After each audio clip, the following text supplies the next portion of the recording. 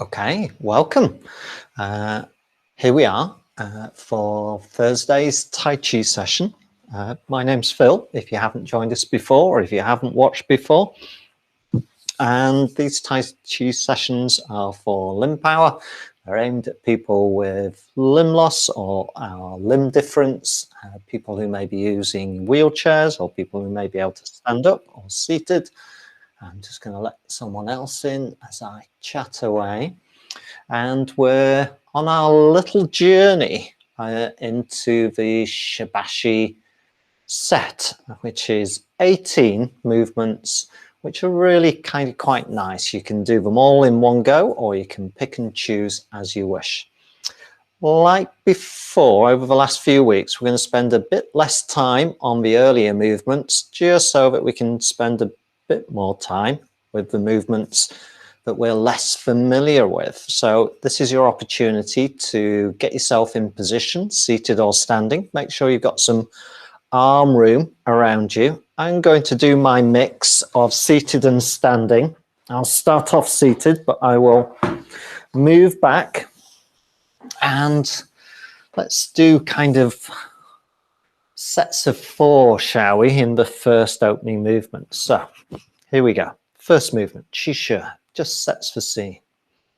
Have this idea that maybe with every movement, we're just creating a little bit more head space or breathing space for ourselves. Just setting the scene for what comes later. Could have a breath in if you wish, but just follow along. Don't overthink things too much. If you know the rules by now, it's move comfortably within a range of motion that suits you. Here we go into the next movement called opening the chest or opening the arms. And that's exactly what we do. And again, there's some downward movement as well.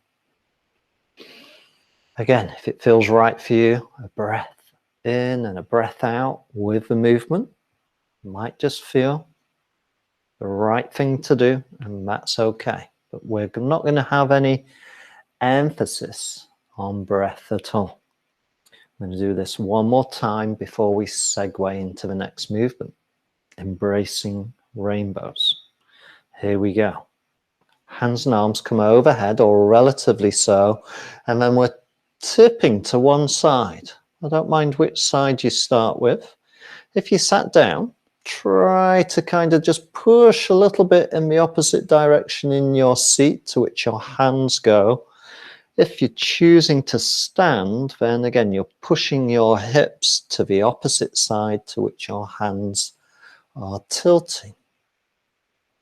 Just go nice and steady. Look after your balance.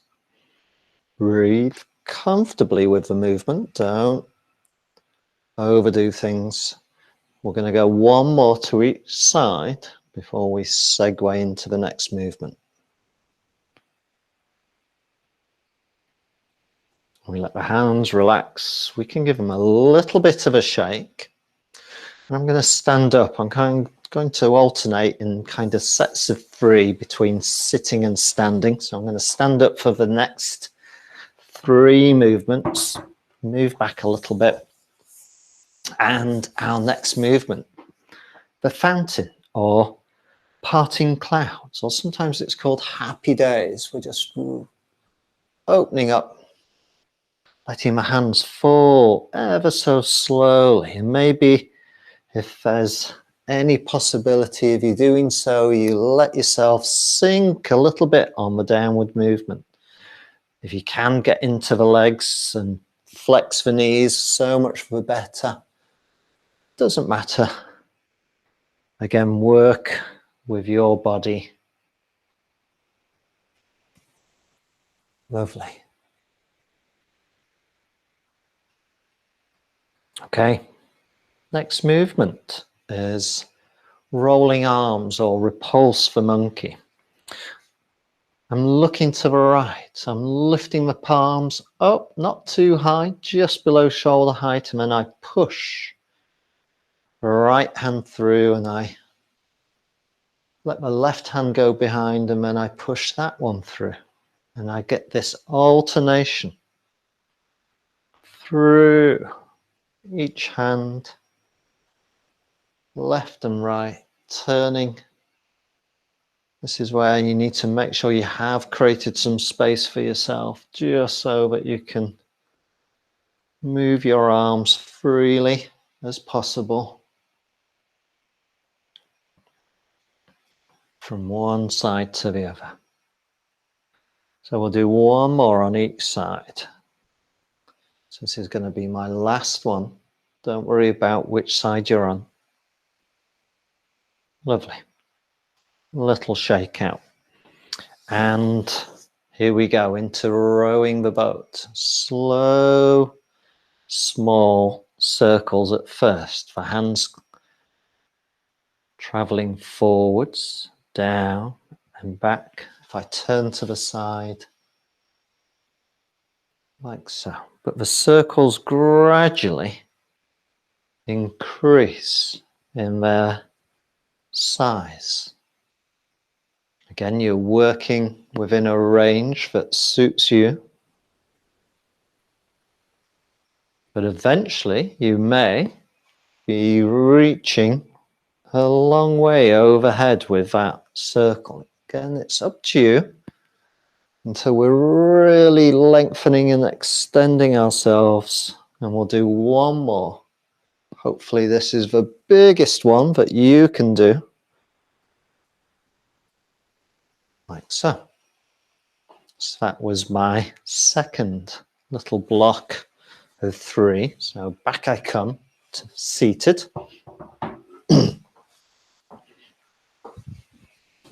Okay. So next 3 movements begin to build some rotation into the torso. We have these little kind of segments within Shibashi. So our next movement is casting your cares away. So whether you're seated or standing, let's have your left hand. This is my left hand. And I'm going to cast my cares away to the right. So I'm turning to the right. It's as if I throw a ball in that direction. And now it's the right hand and I cast my cares away to the left. And we just alternate from one side to the other. I turn, look in the direction in which I'm casting. And there's some rotation through the spine. Especially if you sat down, it will be in the upper part of the spine. If you're standing up, you can let your hips turn a little bit if you wish. Again, looking after your balance. And again, we're just breathing comfortably.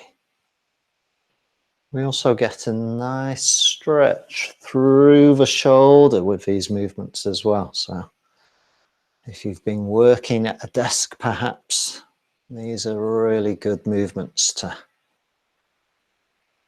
get some movement back into the shoulders. Let's do one more to each side. So this is going to be my last one. Our next rotation movement involves a twist and a spiral. We're gazing at the moon. And our moon is above us and behind us. In fact, hopefully if you've got some clear skies like I have here in Yorkshire, we've got a little thumbnail crescent moon up in the sky. I'm not sure what it might be like where you are, but it's there. So I'm going to have that in mind. It's a turn to look, first of all, to the right. And again, that's relative to you. Up and behind if you have that range of motion, and then we drop the hands and then we turn to the left to look to the moon from that side. Again, for some of you this might just be a movement more to the right and left rather than up and behind. So again, just look after yourself. If you're standing up, mindful of your balance, breathing comfortably. Not overdoing the twist and the turn, because it's quite dynamic. You'll feel this through the head and neck as well. So it's a really good mobilizer of the whole of the spine.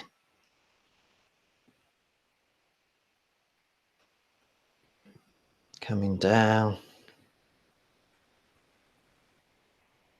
Let's do one more to each side. Last one.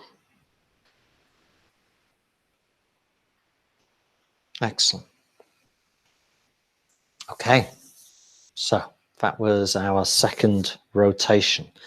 Here's our third one, where we're looking at pushing our palms across the body like so. Not out in front, but across. We also call it two soups because it's as if we start in this position as if we're holding two bowls of soup. Let's start with a right hand. I'm wiggling my fingers on the right side.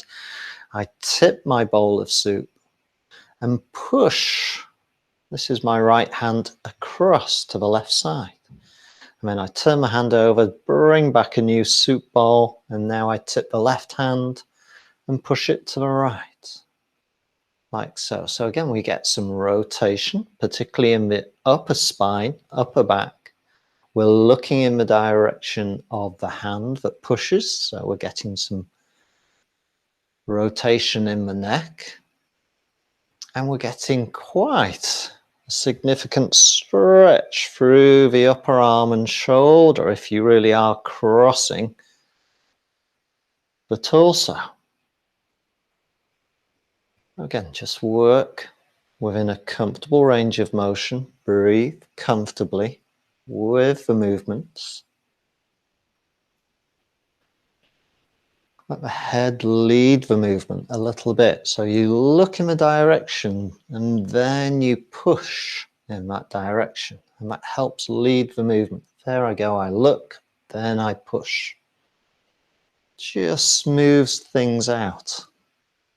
For anyone watching, it just looks a little bit more integrated and harmonious. Last push, whichever hand you're on, don't worry. Come back, holding our soup bowls and let them go. So that was my second set, sat down. Now I'm going to stand back up for our next set. So here we go. Next movement, still got some rotation going on. It's called cloud hands or wave hands in clouds, maybe familiar to some of you. If we're standing up, then a wider stance if possible. If you sat down, again, have this sense of growth coming up through the posture.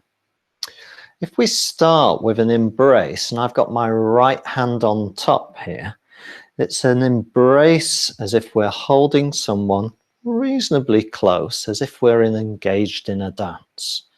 So my right hand is between my partner's shoulder blades and the lower hand, the left hand, in the small of their back. And it's a turn of the hips and torso if you're standing up with me, looking a little bit to the right, taking my hands off with a push away, and then I turn and look and sweep my partner to the left. I take that left hand off and exchange hands, and then I turn and look to the right again. And we're alternating from right to left. And it's the hand that's on top that tells you the direction in which you're going. Each hand swap happens at the end range of the movement. And we simply turn in the direction of the top hand. This is my left hand on top, so I turn to the left. Here comes my right hand, I turn to the right. And again, if you can just begin to look before you actually turn, it leads the movement very nicely and smooths out all the little wrinkles and hesitancies and pauses. And we've got this nice rotation going on. Okay, So let's do one more, not worrying if we're out of sync, and then we just come back to the center and down. And again, if you're standing up with me, just kind of move a little bit. If you sat down, bit of a wiggle, and then we do our next movement. So the next movements are quite dynamic. We've explored these movements over the last 2 or 3 recent sessions. We've got all the videos recorded, so you can always go back, review those videos. So I'm not going to go into too much depth with those movements now. I'm going to assume that most people know what they're doing roughly. So if we're standing up, we're taking a pace forward. This is my right leg. Again, for people with above knee amputations and prostheses, we need to be mindful of the knee joint that you might have, or the knee unit that you might have. And even for people like me with a below knee amputation, we have to be mindful of the knee and also the foot or ankle unit and how it behaves. So I want you to work with the equipment or the kit that you have. If possible, we're bringing our weight forward. There's a little bit of a lean forward, and then I scoop up the C, and then I lean back. Again, when I say lean, it could be very subtle so that you're looking after your balance. And then leaning forward again. And we're just going from front leg to back leg with some weight shift. Again, this is all relative to you. Challenging in terms of balance, especially for us with limb loss in the lower limb. We're just rocking backwards and forwards gently, paying attention to how we can organize ourselves with this movement. And we'll be exploring more about these ideas of organizing movement in order to accomplish a task. Make that the last one on that side. Okay. Diagonal step, left and kind of forward, and we do the same thing. Start off small, start off gradually, ease your way into the movement. Find out where your balance is and kind of stay within a safe and comfortable range. Don't go to the extremes. In Tai Chi, you often hear something called the 70% rule, i.e. we move within a range of 70% of any extreme, so that we're always within a comfortable range of movement. We don't push to extremes, which might be a little bit different from some movement modalities, maybe like yoga or Pilates, which might do. So there's a bit of a different philosophy underlying these movements. They're challenging, but at the same time, they ought to be reasonably doable for most people. And that's what we tend to find. Let's do one more.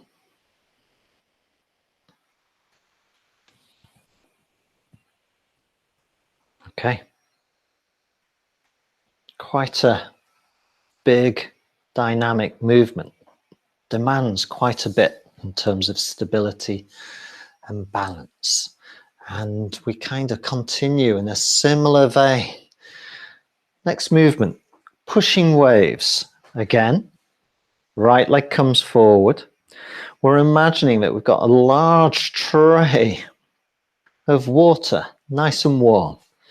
It goes off into the distance. We can't see the end. I place my hands in the water, and once again, I push forward.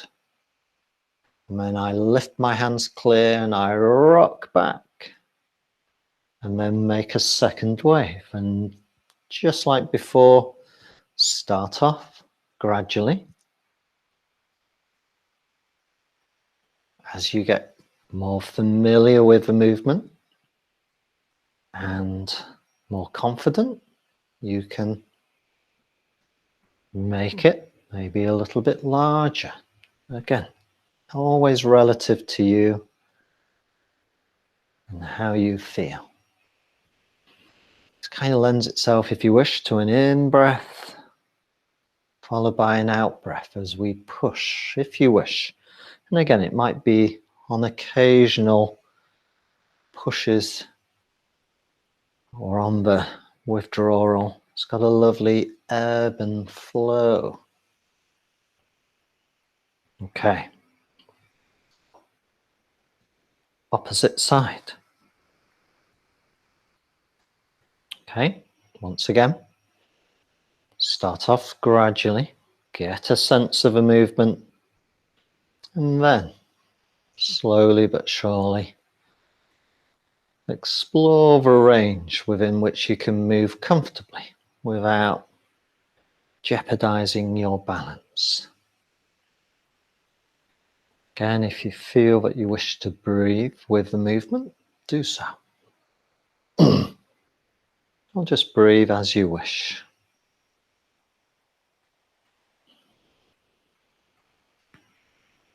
To and fro, like a wave, or a series of waves.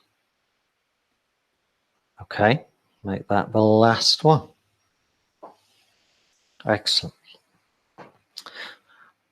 Going to sit back down again. We're moving into our next set. So this movement continues in a similar vein to the previous two movements. So if you're still standing up, we've got that same rock and roll type of motion. I'm just sitting down. In order to kind of replicate some of that, I'm pushing this right leg, because that's the side I'm going to start on, forward. So I've pushed it forwards. It gives me some support for when I lean forward a little bit, and it also acts as a counterbalance for when I lean backwards. If you're still standing up, again, all the usual rules apply that we've just explored. We start with hands and arms open wide. And again, gradually, there's a little bit of a lean and push forward. We close our wings because of this is white dove spreads its wings. So have that in mind. And as you get more confident with the movement and with the weight shift, you can move through a greater range of motion. It might be that you want to lift the rib cage and look up slightly as we come back, and then come forwards, so that you really do expand the arms and the chest momentarily as we go. Let's do one more. We'll finish with the closing wing beat and come back.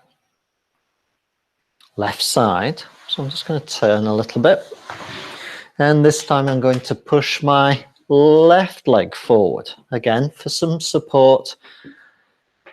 It helps me stabilize myself as I push forward, and it helps counter my backward lean. Once again, starting hands and arms open wide, little bit of movement forward to get us going, but like last time, ease your way into the movement, not expecting the same range of motion from one side to the other, just because there's usually a little bit of difference or asymmetry.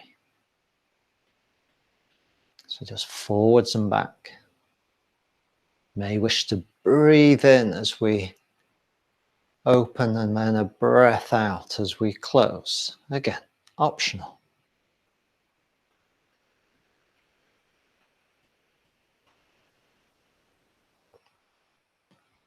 Let's do a couple more.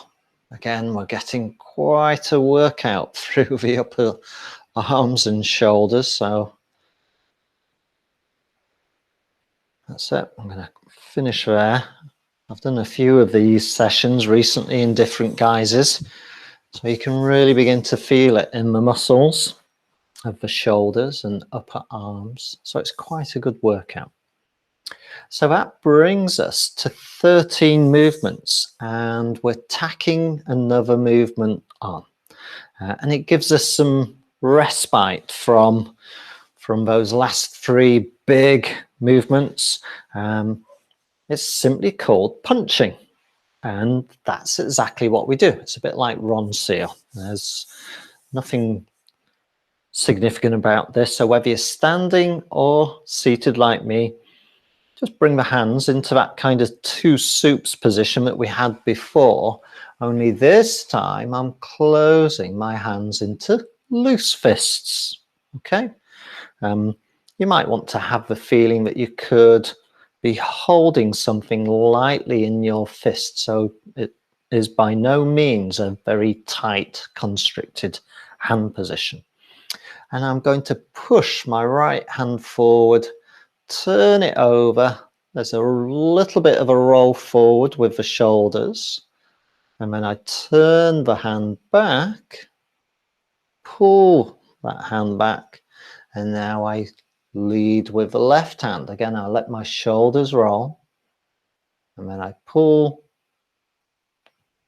the hand back. Very simple. Alternate.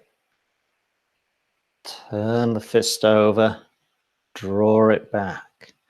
Some of you who have done my sessions before will be familiar with a movement from the Qigong set 8 Strands of Brocade, where there's a similar movement where we open the hand and imagine that we wrap it around a rope. But that's not the case in this one. Again, just subtly different. Keeping the hand closed as we alternate. Again, I suggest that you roll the shoulders a little bit. That gives some rotation, gives us a nice stretch through the shoulder as we go. And you can just go nice and steady with this. So let's do a couple more, i.e. one on each side. So I'm going to finish with this side, which happens to be the left hand, and draw back. So that takes us to 14 movements out of 18 movements in the Shibashi set. Not forgetting, Shibashi simply means 18. So we can finish off with the 18th movement. That's what we've been doing in previous sessions. Again, if you're sat down with me, we can start with the hands, just resting on the thighs. If you're standing up, you just let your hands hang loosely.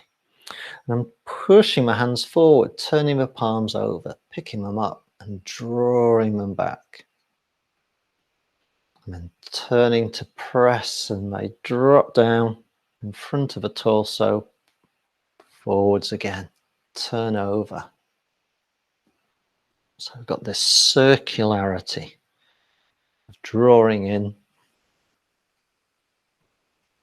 It's as if we're gathering everything that we've done toward us. Nice closing movement. If it feels right for you, you can have this breath in as we draw the hands towards us, and then we just naturally breathe out before we start that breath again, but only if it feels comfortable for you to do so. It kind of signals that we're coming to the end of our session. We'll do this one more time, and then we just let the hands settle, either hanging loosely by the sides or just coming to rest. So we've made a lot of progress, and I think this is our 6th week, if I remember rightly. So we've made quite a bit of progress. We're not far off completing the whole set of 18. And once we've done so, we'll see if we can kind of integrate it into a nice smooth flow so that you've hopefully got something that you can enjoy and practice. So I'm going to stop the recording. For anyone who wants to, please do hang around, and if you have a question or comment, please do fire away. For those people who are going to be watching later, I hope that was enjoyable for you. Again, don't forget you can get in touch via the WhatsApp